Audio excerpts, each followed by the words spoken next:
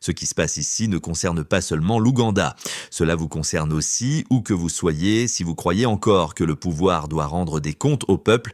Quand un gouvernement coupe Internet 2 jours avant une élection à haut risque, ce n'est jamais une mesure de sécurité, c'est un aveu. Un aveu de peur, peur du peuple, peur de la jeunesse, peur de la vérité qui circule trop vite sur TikTok, YouTube, X dans chaque direct capable de montrer ce qui se passe réellement dans les bureaux de vote. En Ouganda, le signal s'est éteint. Pas de WhatsApp, pas de X, pas de connexion. Mais la question essentielle n'est pas technique, elle est politique. Qui a créé ce climat de méfiance quand le même homme gouverne depuis 40 ans, quand les rassemblements de l'opposition sont bloqués, quand les activistes sont emprisonnés? Quand chaque résultat électoral ressemble au précédent, comme un simple copier-coller, à ce moment-là, les mots officiels ne suffisent plus. Ils ne convainquent plus, ils ne rassurent plus. Le pouvoir, c'est cela. Et c'est précisément pour cela qu'il coupe le réseau. Un régime qui croit en sa légitimité n'a pas peur d'un téléphone, il n'a pas peur d'une caméra, il n'a pas peur d'un jeune qui filme en direct devant un bureau de vote, mais ici, la peur est visible. Elle est institutionnelle, elle est organisée, ce n'est pas seulement une élection, c'est un test de maturité politique, un test de souveraineté numérique, un test de confiance entre l'État et sa jeunesse. Et quand la réponse à ce test est un blackout total, le message est clair. Le régime ne craint pas une invasion étrangère, il craint ses propres citoyens. Réfléchissez à cela. Si le pouvoir est obligé de plonger le pays dans le noir pour gagner, qu'est-ce que cette victoire vaut vraiment? Vous regardez cette situation comme un simple événement africain.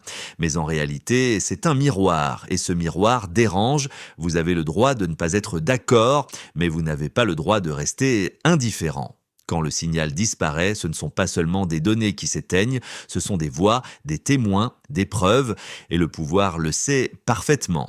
C'est pour cela que, presque en même temps que le blackout numérique, les autorités ordonnent aux organisations de défense des droits humains de cesser leurs activités. Chapitre 4, Uganda, le réseau des journalistes pour les droits humains, silence immédiat. Officiellement, on parle de sécurité nationale. En réalité, on élimine les observateurs, on supprime ceux qui notent, qui filment, qui documentent. Internet coupé, ONG banni. Ce n'est pas une coïncidence, c'est une chorégraphie. Dans cette mise en scène, une figure cristallise toutes les peurs du régime. Bobi Wine, on a tenté de réduire son image à celle d'un simple candidat d'opposition, mais ce qu'il incarne dépasse largement une élection. Il est devenu une vibration sociale, une voix qui traverse les ghettos, un symbole partagé par les motards, les étudiants, la diaspora, un message qui se propageait trop vite, trop loin, trop librement, alors on a coupé le son, pas parce que le message était faux, mais parce qu'il était impossible à contrôler, et plus le pouvoir tente de le faire taire, plus il confirme ce qu'il redoute, que la jeunesse africaine ne dort plus, elle observe, elle compare, elle comprend. Dans toute l'Afrique, le même scénario se répète. Avant les résultats, le réseau s'assombrit au nom de la paix, au nom de la stabilité, mais quand seule la voix de l'État continue de diffuser sur la télévision publique, ce n'est pas de la lutte contre la désinformation, c'est la fabrication d'un mensonge officiel, un mensonge propre, lisse, unifié. Pendant ce temps, les téléphones sont muets, les directs sont coupés, les preuves ne circulent plus et on appelle cela la démocratie. Ce modèle a désormais un nom, la démocratie par blackout. Ce n'est pas la force qui se montre ici, c'est la fragilité. Un régime sûr de lui ne craint pas la lumière. Posez-vous cette question. Si un pouvoir doit couper Internet pour survivre politiquement, combien de temps peut-il encore tenir face à une génération connectée, même dans le noir? Ce n'est pas seulement l'Ouganda qui est observé, c'est toute une méthode de gouvernance.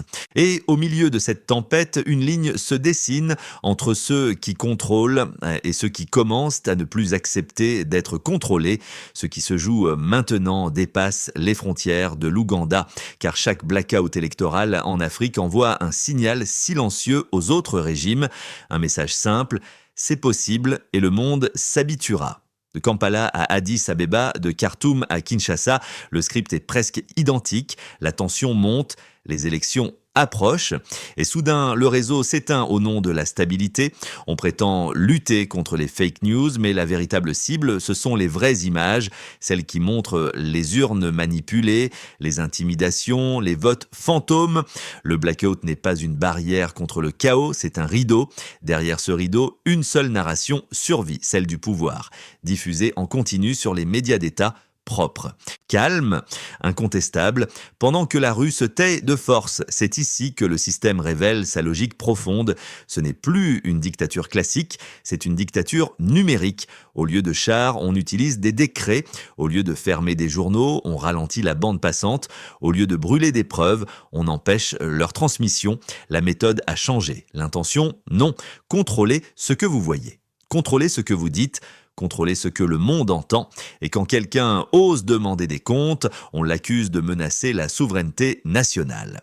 Un mot devenu arme, un mot vidé de son sens, car une souveraineté qui a peur de ses citoyens n'est pas une souveraineté, c'est une forteresse assiégée de l'intérieur. Réfléchissez à ceci, pourquoi les régimes qui coupent à l'Internet avant les élections le font toujours juste avant les résultats, jamais après ? Parce que la peur n'est pas dans l'opposition, elle est dans la vérité incontrôlée. C'est aussi pour cela que la jeunesse est devenue l'ennemi principal, pas avec des armes, mais avec des téléphones. Chaque live est une menace, chaque partage est une fissure, chaque vidéo virale est un rappel que le pouvoir n'est plus seul à raconter l'histoire. Voilà pourquoi les dirigeants vieillissants parlent tant de sécurité. Ils ne parlent pas de bombes, ils parlent de caméras. Et c'est ici que la question devient continentale. Si ce modèle fonctionne en Ouganda, combien d'autres l'adopteront ? Ne vous contentez pas d'écouter, discutez-en. Interrogez ce silence imposé, car ce qui est normalisé quelque part finit toujours par voyager ailleurs. La coupure n'est pas un signe de contrôle. C'est le premier craquement d'un système qui sait que le temps ne joue plus en sa faveur. Et ce craquement, beaucoup l'entendent déjà, mais aucun blackout ne se produit dans le vide. Il est toujours accompagné d'un silence plus large. Un silence diplomatique. Après la coupure, les communiqués arrivent, des mots prudents, des phrases lisses. Nous suivons la situation. Nous appelons au calme, jamais d'urgence, jamais de condamnation frontale. Pourquoi ? Parce que tous les régimes ne sont pas jugés de la même manière. Certains sont bruyants, inutiles, remplaçables. D'autres sont discrets, stratégiques, indispensables. L'Ouganda appartient à la seconde catégorie. Tant que le pouvoir reste utile à la sécurité régionale, tant que ses troupes peuvent être déployées ailleurs, tant qu'il est présenté comme un pilier de stabilité, beaucoup ferment les yeux sur ce qui se passe lors des élections. Ce n'est pas de la neutralité, c'est un calcul, et ce calcul a un prix. Toujours payé par les citoyens, car pendant que les partenaires parlent de retenue, la jeunesse comprend une chose essentielle. Personne ne viendra sauver sa voix, personne ne défendra sa connexion à sa place. C'est ici que la fracture devient dangereuse, non pas entre l'État et l'opposition, mais entre le pouvoir et le temps. Un régime peut survivre aux sanctions, il peut survivre aux critiques, mais il ne survit pas à une génération qui a cessé d'y croire. Quand Internet est coupé, ce n'est pas seulement la politique qui est paralysée, c'est l'économie quotidienne, le mobile money, les paiements de médicaments, les frais de scolarité, le commerce informel. Chaque heure de blackout transforme la vie ordinaire en obstacle. Et chaque obstacle nourrit la colère. Le pouvoir pense gagner du temps. En réalité, il accumule de la pression. Et l'histoire nous l'a déjà appris. Les systèmes qui reposent sur la peur finissent toujours par craquer. Pas forcément le jour du vote, mais plus tard, dans la rue, dans l'armée, ou dans une rupture irréversible entre gouvernants et gouvernés. Posez-vous cette question, un État qui considère ses propres jeunes comme une menace, peut-il encore se prétendre légitime ? Ce débat n'est pas abstrait, il vous concerne, il concerne l'Afrique que nous construisons, parce qu'à chaque fois qu'un blackout passe sans conséquence, il devient une option pour le prochain régime inquiet, un bouton rouge prêt à être pressé. Dites-le clairement. Dans les commentaires, dans les discussions, refusez de normaliser ce qui est, en réalité, un aveu de faiblesse politique, car plus le silence est accepté, plus il se répétera. Et ce silence-là n'est jamais neutre. Il choisit toujours un camp. À ce stade, le débat ne porte plus seulement sur une élection truquée ou un Internet coupé, il porte sur la nature même du pouvoir au XXIe siècle. Ce que l'Ouganda révèle, c'est une mutation. Le coup d'État moderne ne se fait plus avec des chars dans les rues. Il se fait avec des interrupteurs, des régulateurs, des ordres administratifs. On ne brûle plus les bulletins, on aveugle ceux qui pourraient les filmer, on ne ferme plus les radios, on étouffe les flux de données jusqu'à ce que chaque direct meure dans le buffering. C'est cela la dictature numérique, une répression propre, silencieuse, présentée comme rationnelle, et c'est précisément ce qui la rend dangereuse, car beaucoup diront « ce n'est pas un coup d'État, les institutions existent, les tribunaux sont là ». Mais à quoi servent des institutions quand les témoins sont expulsés avant le vote ? À quoi sert une commission électorale quand la société civile est bâillonnée ? À quoi sert un scrutin quand le récit est verrouillé avant même que les urnes ne parlent ? Quand Internet est coupé et que les ONG sont interdites, le résultat est écrit dans l'ombre. Et ensuite, on appelle cela la paix. Et regardez bien la séquence, on retire d'abord les caméras, puis les observateurs, puis les journalistes indépendants, et quand plus personne ne peut documenter, on annonce qu'il n'y a aucune preuve d'irrégularité. Ce n'est pas l'absence de fraude, c'est l'absence de preuves autorisées. Ce modèle n'est pas improvisé, il circule, il s'exporte, il se perfectionne, aujourd'hui en Ouganda, demain ailleurs, et c'est ici que le nom de Ibrahim Traoré commence à apparaître dans les conversations, même sans être prononcé directement, pas comme un modèle, mais comme un contraste. Dans le Sahel, certains peuples ont compris une chose brutale. La stabilité vendue de l'extérieur cache souvent une dépendance intérieure, une souveraineté sous condition, une sécurité qui protège le système, pas les citoyens. Quand un pouvoir dépend plus de partenaires étrangers que de la confiance de sa jeunesse, il finit toujours par craindre les deux, alors il serre le poing, il ferme les réseaux, il parle de complot, mais la jeunesse africaine n'est plus naïve. Elle compare, elle observe qui coupe, qui dialogue, qui recule, qui écoute.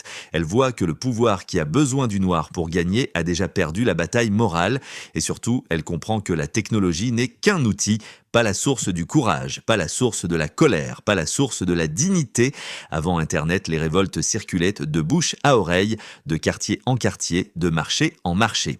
Un blackout ralentit le signal, il n'éteint pas la conscience. C'est pour cela que les régimes paniquent, parce qu'ils savent que le problème n'est plus le réseau, c'est la génération. Une génération qui a vu 40 ans de pouvoir concentré, une génération qui refuse l'idée d'un État hérité comme un bien familial, une génération qui n'accepte plus que sa voix soit coupée tous les 5 ans au nom de la stabilité. L'Ouganda n'est pas un cas isolé, c'est un avertissement et si ce signal est ignoré, il reviendra plus fort, plus brut, moins contrôlable. Ceux qui ferment Internet aujourd'hui préparent les rues de demain. La question n'est donc plus qui gagnera cette élection ? Alors, la vraie question est, combien de temps un système peut-il survivre après avoir déclaré la guerre à sa propre jeunesse ? À partir de là, la confrontation change de terrain.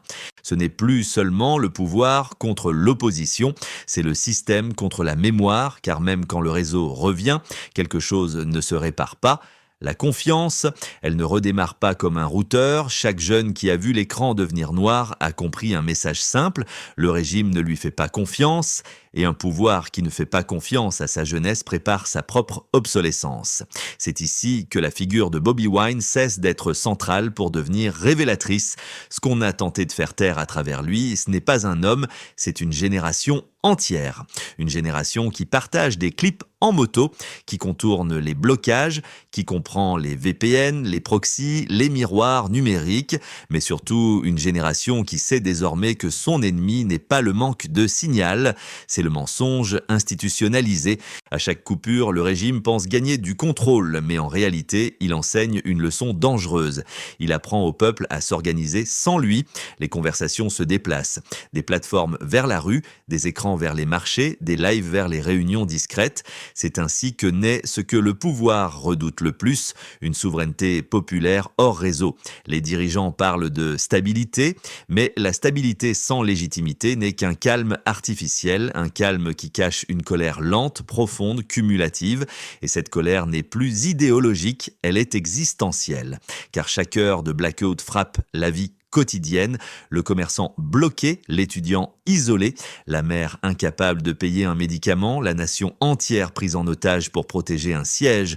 À ce moment précis, le pouvoir cesse d'être abstrait, il devient personnel. Il entre dans les foyers, il touche le ventre, la santé, l'avenir. Et c'est là que les régimes se trompent toujours. Ils pensent que la peur paralyse, mais à long terme, la peur radicalise. Un peuple peut supporter la propagande, il peut supporter les discours, mais il ne supporte pas longtemps qu'on sabote sa survie quotidienne. L'histoire africaine est remplie de dirigeants qui ont cru que l'armée suffisait. Ils ont oublié une chose, les soldats viennent du peuple et le peuple n'oublie pas. Chaque ordre de tirer, chaque intimidation, chaque coupure s'accumule comme une dette morale. Et les dettes morales, contrairement aux dettes financières, ne peuvent pas être renégociées indéfiniment. C'est pour cela que les régimes vieillissants craignent tant la jeunesse, non pas parce qu'elle est violente, mais parce qu'elle est patiente, connectée, consciente. Même dans le noir, à force de couper la lumière, le pouvoir apprend au peuple à voir autrement, à reconnaître les mécanismes, à nommer la peur pour ce qu'elle est, et quand un peuple cesse de croire au récit officiel, aucun retour de connexion ne peut réparer cela, car à ce moment-là, le blackout a déjà accompli l'inverse de son objectif, il a réveillé ce qu'il voulait endormir. À ce moment précis, le pouvoir n'affronte plus des slogans, il affronte une rupture irréversible, car quand une génération comprend que le système est prêt à la plonger dans le noir pour se maintenir, elle cesse de demander des réformes, elle commence à poser une autre question. Pourquoi ce système existe-t-il encore ? C'est là que le blackout devient une erreur stratégique, pas morale, stratégique. En coupant Internet, le régime révèle son point faible. Il montre qu'il ne peut plus gagner à visage découvert, qu'il ne peut plus convaincre, qu'il ne peut que bloquer. Et bloquer n'est jamais gouverner. À partir de là, l'opposition formelle devient secondaire. Le vrai danger, ce n'est pas un candidat, c'est la normalisation du doute. Le doute s'installe partout, dans les universités, dans les marchés, dans les casernes, dans la diaspora. Plus personne ne débat du programme, tout le monde débat de la légitimité. Et une fois que cette question s'impose, aucune commission électorale ne peut la faire disparaître, aucune cour, aucun communiqué. Le régime tente alors de revenir à la rhétorique de l'ordre. Il parle d'anarchie, de chaos, de menaces extérieures, mais ces mots sonnent creux quand la menace la plus visible vient d'un bouton off. La jeunesse comprend une chose fondamentale. Si le pouvoir doit suspendre la vie économique, sociale et numérique du pays pour se maintenir, alors ce pouvoir est déjà en train de perdre son ancrage réel, car le vrai pouvoir, ce n'est pas la capacité de couper, c'est la capacité d'être accepté, et cette acceptation ne se décrète pas, elle se construit. Chaque blackout efface un peu plus cette construction fragile, chaque élection sous silence élargit la fracture, chaque justification renforce la conviction que le contrat social est rompu. C'est ici que l'histoire accélère. Pas toujours de façon visible, mais de manière irréversible. Les régimes peuvent retarder l'échéance, ils peuvent ralentir l'information, ils peuvent intimider, mais ils ne peuvent pas empêcher une génération de comparer son présent à ce qu'elle sait être possible ailleurs. Ils ne peuvent pas empêcher les idées de circuler, même sans réseau. Ils ne peuvent pas empêcher le temps de passer, et le temps est l'ennemi le plus patient du pouvoir figé. À force de gouverner par la peur, on finit par gouverner un pays qui n'y croit plus, et un pays qui n'y croit plus est déjà en train de se détacher intérieurement.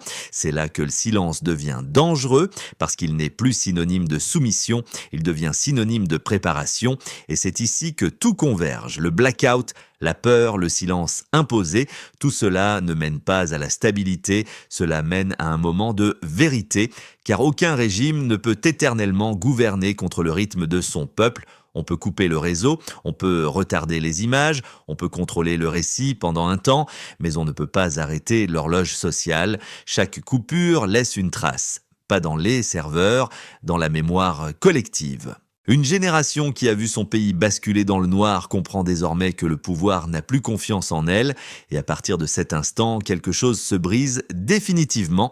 L'Afrique entre dans une ère où la légitimité ne se mesure plus seulement par des résultats officiels, elle se mesure par la capacité à supporter la lumière, à accepter d'être vue, à gouverner sans bouton d'urgence, Les dirigeants qui craignent les téléphones craignent déjà l'avenir. Ils savent que leur temps n'est plus extensible. 40 ans au pouvoir ne sont pas un héritage, ce sont un avertissement. Quand un État transforme son propre peuple en menace sécuritaire, il cesse d'être un projet commun, il devient une forteresse. Et toutes les forteresses finissent par tomber, non par une attaque extérieure, mais par l'érosion intérieure. L'histoire ne retiendra pas la vitesse du réseau rétabli. Elle retiendra le moment où il a été coupé et surtout, pourquoi ? Car le vrai verdict ne viendra ni des urnes obscurcies, ni des communiqués prudents. Il viendra du temps long, de la jeunesse, de la rue, de la mémoire. La question finale n'est donc pas politique, elle est existentielle. Peut-on encore diriger un pays quand on a peur de sa propre population connectée, consciente et éveillée ? L'Internet peut être coupé, mais une génération qui a vu la vérité ne revient jamais complètement au silence. Et c'est là que commence la fin de l'illusion.